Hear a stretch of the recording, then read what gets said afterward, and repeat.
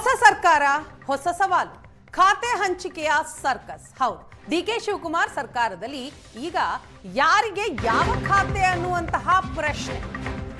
ನಿನ್ನೆಯಷ್ಟೇ DCM DK Shivakumar ಸೇರಿದಂತೆ 14 ಮಂದಿ ಪ್ರಮಾಣ ವಚನವನ್ನ ಸ್ವೀಕಾರ ಮಾಡಿದ್ದಾರೆ.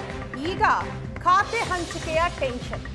ಹೊಸ ಮುಖ್ಯಮಂತ್ರಿಯ ಮುಂದೆ ಈಗ ಖಾತೆ ಹಂಚಿಕೆಯೇ ದೊಡ್ಡ ಸವಾಲಾಗಿದೆ. ಬೆಂಗಳೂರು ಅಭಿವೃದ್ಧಿ ಖಾತೆಗಾಗಿ 4 ನಡುವೆ ತೀವ್ರ ಪೈಪೋಟಿ ನಡೀತಾ ಇದೆ.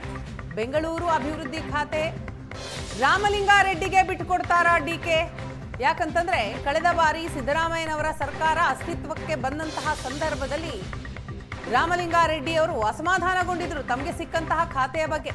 ಆಗ ಸ್ವತಃ ಡಿಕೆ ಶಿವಕುಮಾರ್ ರಾಮಲಿಂಗಾರೆಡ್ಡಿ ಅವರ ನಿವಾಸಕ್ಕೆ ಹೋಗಿ ರಾಮಲಿಂಗಾರೆಡ್ಡಿ ಹಾಗೂ ಅವರ ಪುತ್ರಿಯ ಬಳಿ ಮಾತನಾಡಿ ಬಂದಿದ್ರು, ಸಮಾಧಾನ ಮಾಡಿದ್ರು. ನಾನು ಸಿಎಂ ಆದಂತಹ ಸಂದರ್ಭದಲ್ಲಿ ನನ್ನ ಖಾತೆಯನ್ನ ನಿಮ್ಗೆ ಬಿಟ್ಕೊಡ್ತೀನಿ ಅನ್ನುವಂತಹ ಭರವಸೆಯನ್ನ ಕೊಟ್ಟಿದ್ರು. ಅದೇ ರೀತಿ ಈಗ ಆ ಭರವಸೆಯನ್ನ ಈಡೇರಿಸ್ತಾರಾ? ರಾಮಲಿಂಗಾರೆಡ್ಡಿಗೆ ಬೆಂಗಳೂರು ಅಭಿವೃದ್ಧಿ ಖಾತೆಯನ್ನ ಬಿಟ್ಕೊಡ್ತಾರಾ ಅನ್ನೋ ಪ್ರಶ್ನೆ ಇದೆ. ಪರಮೇಶ್ವರ್, ರಾಮಲಿಂಗಾರೆಡ್ಡಿ, ಕೃಷ್ಣ ಬೈರೇಗೌಡ, ಕೆಜೆ ಜಾರ್ಜ್ ಮಧ್ಯೆ ಈಗ ಈ ಖಾತೆಗೋಸ್ಕರ ಫೈಟ್ ನಡೀತಾ ಇರೋದು. ಈ ಹಿಂದೆ ಡಿಕೆ ಶಿವಕುಮಾರ್ಗೆ ಇದ್ದಂತಹ ಜಲಸಂಪನ್ಮೂಲ ಖಾತೆ ಇನ್ ಮುಂದೆ ಯಾರಿಗೆ? ಪರಮೇಶ್ವರ್ ಗೃಹ ಖಾತೆ ಬದಲಿಗೆ ಕಂದಾಯ ಖಾತೆ ಸಾಧ್ಯತೆ ಇದೆ. ಪರಮೇಶ್ವರ್ ಅವರು ಉಪಮುಖ್ಯಮಂತ್ರಿಗಳು. ಇನ್ನು ಯಾರಿಗೆ ಯಾವ ಖಾತೆ ಅನ್ನೋದು ಇವತ್ತೇ ಡಿಸೈಡ್ ಆಗತ್ತೆ. ಡಿಸೈಡ್ ಆಗಿ ಘೋಷಣೆಯೂ ಕೂಡ ಆಗೋ ಸಾಧ್ಯತೆ ಇದೆ. ಸದ್ಯ ಖಾತೆ ಹಂಚಿಕೆಯದ್ದೇ ಟೆನ್ಷನ್. ಸಿಎಂ ಡಿಕೆ ಶಿವಕುಮಾರ್ ಅವರ ಮುಂದೆ ಸದ್ಯಕ್ಕಿರುವಂತಹ ದೊಡ್ಡ ಸವಾಲು ಅಂತಂದ್ರೆ ನಿನ್ನೆ ಪ್ರಮಾಣ ವಚನ ಸ್ವೀಕರಿಸಿದಂತಹ ಸಚಿವರಿಗೆ ಯಾವ ಖಾತೆ ಕೊಡೋದು ಅಂತ. ಮಾಹಿತಿಯ ಪ್ರಕಾರ ಕೆಲವರಿಗೆ ಈ ಹಿಂದೆ ಏನ್ ಖಾತೆ ಇತ್ತು ಆ ಖಾತೆ ಮುಂದುವರಿಯೋ ಸಾಧ್ಯತೆ ಇದೆ. ಇನ್ನು ಕೆಲವರಿಗೆ ಅದಲು ಬದಲಾಗುವಂತಹ ಸಾಧ್ಯತೆ ಇದೆ. ಸ್ಕ್ರೀನ್ ನಲ್ಲಿ ಗಮನಿಸ್ತಾ ಇದ್ದೀರಿ ಸಂಭವನೀಯ ಖಾತೆಗಳು ಯಾರ್ಯಾರಿಗೆ ಯಾವ್ಯಾವುದು ಅನ್ನೋದನ್ನ. ಕೆಜೆ ಜಾರ್ಜ್ ಅವರಿಗೆ ಇಂಧನ ಖಾತೆ ಸಿಗುವಂತಹ ಸಾಧ್ಯತೆ ಇದೆ. ಎಂಬಿ ಪಾಟೀಲ್ ಅವರಿಗೆ ಈಗಾಗಲೇ ಇರುವಂತಹ ಬೃಹತ್ ಕೈಗಾರಿಕೆಯ ಖಾತೆ. ಇನ್ನು ರಾಮಲಿಂಗಾರೆಡ್ಡಿ ಅವರಿಗೆ ಬೆಂಗಳೂರು ಅಭಿವೃದ್ಧಿ ಖಾತೆ, ನಗರಾಭಿವೃದ್ಧಿ ಖಾತೆ ಸಿಗುವಂತಹ ಸಾಧ್ಯತೆ ಇದೆ. ಸತೀಶ್ ಜಾರಕಿಹೊಳಿ ಅವರಿಗೆ ಲೋಕೋಪಯೋಗಿ ಖಾತೆ. ಈ ಹಿಂದೆ ಏನೆಲ್ಲ ಖಾತೆಗಳಿತ್ತು ಕೆಲವರಿಗೆ ಅದು ಕಂಟಿನ್ಯೂ ಆಗತ್ತೆ ಅಂತಲೇ ಹೇಳಲಾಗ್ತಾ ಇದೆ. ಇನ್ನು ಕೃಷ್ಣ ಬೈರೇಗೌಡ ಅವರಿಗೆ ಜಲಸಂಪನ್ಮೂಲ ಇಲಾಖೆ ಖಾತೆ ಸಿಗಬಹುದು.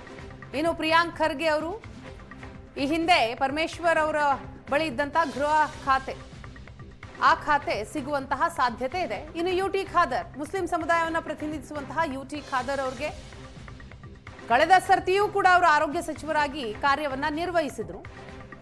ಈಗ ಅದೇ ಖಾತೆ ಅವರಿಗೆ ಮತ್ತೆ ಸಿಗುವಂತಹ ಸಾಧ್ಯತೆಗಳಿದೆ. ಇನ್ನು ಈಶ್ವರ್ ಖಂಡ್ರೆ ಅವರಿಗೆ ಗ್ರಾಮೀಣಾಭಿವೃದ್ಧಿ ಖಾತೆ ಸಿಗುವ ಸಾಧ್ಯತೆ ಇದೆ. ಇನ್ನು ಯತೀಂದ್ರ ಅವರಿಗೆ ನಗರಾಭಿವೃದ್ಧಿ ಇಲಾಖೆ.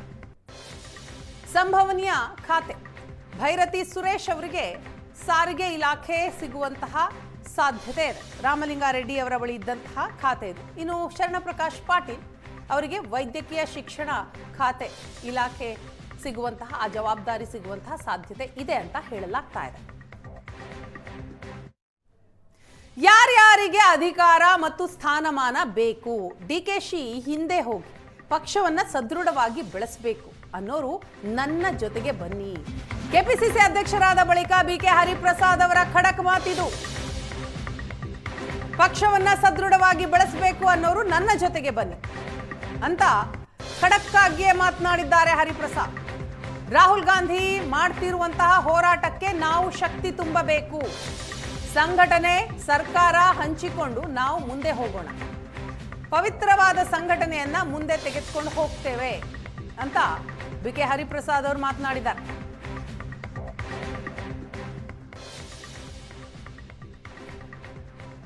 ಒಂದು ಕಡೆ ಖಾತೆ ಹಂಚಿಕೆಯ ಕಸರತ್ತು ನಡೀತಾ ಇದೆ. ಇದರ ನಡುವಿನಲ್ಲಿ ಬಿಕೆ ಹರಿಪ್ರಸಾದ್, ಕೆಪಿಸಿಸಿ ಅಧ್ಯಕ್ಷರು, ಅವರು ಆಡಿರುವಂತಹ ಮಾತು, ಅಧಿಕಾರ ಮತ್ತು ಸ್ಥಾನಮಾನ ಯಾರಿಗೆ ಬೇಕು ಅವರು ಡಿಕೆ ಶಿವಕುಮಾರ್ ಅವರ ಹಿಂದೆ ಹೋಗಿ ಪಕ್ಷವನ್ನ ಸದೃಢವಾಗಿ ಬೆಳೆಸಬೇಕು ಅನ್ನುವಂತಹ ಇಚ್ಛಾಶಕ್ತಿ ಇರೋರು ನನ್ನ ಜೊತೆಗೆ ಬನ್ನಿ ಅಂತ ಖಡಕ್ಕಾಗಿ ಮಾತನಾಡಿದ್ದಾರೆ. ರಾಹುಲ್ ಗಾಂಧಿ ಮಾಡ್ತಾ ಇರುವಂತಹ ಹೋರಾಟ ಏನಿದೆ ಆ ಹೋರಾಟಕ್ಕೆ ನಾವೆಲ್ಲರೂ ಸೇರ್ಕೊಂಡು ಶಕ್ತಿ ತುಂಬಬೇಕು, ಸಂಘಟನೆ ಮತ್ತು ಸರ್ಕಾರ ಹಂಚಿಕೊಂಡು ನಾವು ಮುಂದೆ ಹೋಗೋಣ ಅಂತ ಕರೆ ಕೊಟ್ಟಿದ್ದಾರೆ BK ಹರಿಪ್ರಸಾದ್. ನಾನು ಎಲ್ಲರಲ್ಲೂ ಸಹ ಕಳಕಳಿಯ ಪ್ರಾರ್ಥನೆ ಇದು. ಎಲ್ಲರೂ ಸಹ ಯಾರ್ಯಾರು ಸರ್ಕಾರದಲ್ಲಿ ಬೇರೆ ಬೇರೆ ಕೆಲಸ ಮಾಡಿದಿರಿ ನೀವೆಲ್ಲರೂ ಸಹ, ಯಾಕಂದ್ರೆ ನಮ್ಮ ಹೋರಾಟ ಮಾಡ್ತಕ್ಕಂಥದ್ದು ರಾಹುಲ್ ಗಾಂಧಿ ಅವರು ಹೋರಾಟ ಮಾಡ್ತಾ ಇದ್ದಾರೆ, ಮಲ್ಲಿಕಾರ್ಜುನ್ ಖರ್ಗೆ ಸಾಹೇಬರು ಮಾಡ್ತಾ ಇದ್ದಾರೆ, ಸೋನಿಯಾ ಗಾಂಧಿ ಅವರು ಮಾಡ್ತಾ ಇದ್ದಾರೆ, ಪ್ರಿಯಾಂಕಾ ಗಾಂಧಿ ಅವರು ಮಾಡ್ತಾ ಇದ್ದಾರೆ. ನಮ್ಮ ಹೋರಾಟವನ್ನು ಅವ್ರು ಮಾಡುವಾಗ ಅವ್ರಿಗೆ ನಾವು ಶಕ್ತಿ ತುಂಬಬೇಕಾದ್ರೆ ನಾವು ಸಹ ರಸ್ತೆಗಿಳಿದು ಹೋರಾಟ ಮಾಡಬೇಕು. ಯಾರ್ಯಾರಿಗೆ ಅಧಿಕಾರ ಬೇಕು, ಸ್ಥಾನಮಾನ ಬೇಕು ಅವರೆಲ್ಲ DK ಶಿವಕುಮಾರ್ ಅವ್ರ ಜೊತೆಗೆ ಹೋಗಿ ಯಾರು ಕಾಂಗ್ರೆಸ್ ಪಕ್ಷವನ್ನ ಸದೃಢವಾಗಿ ಬೆಳೆಸಬೇಕು, ಸೋನಿಯಾ ಗಾಂಧಿ ಅವರ ಕೈ ಬಲಪಡಿಸಬೇಕು, ಖರ್ಗೆ ಅವರ ಕೈ ಬಲಪಡಿಸಬೇಕು, ಅವರೆಲ್ಲರೂ ಸಹ ನನ್ನ ಜೊತೆ ಬನ್ನಿ ಅಂತ ಇಷ್ಟೇ ನಾನು ಹೇಳೋದೇ ವಿನಃ ನಾನು ಎಲ್ಲರಲ್ಲೂ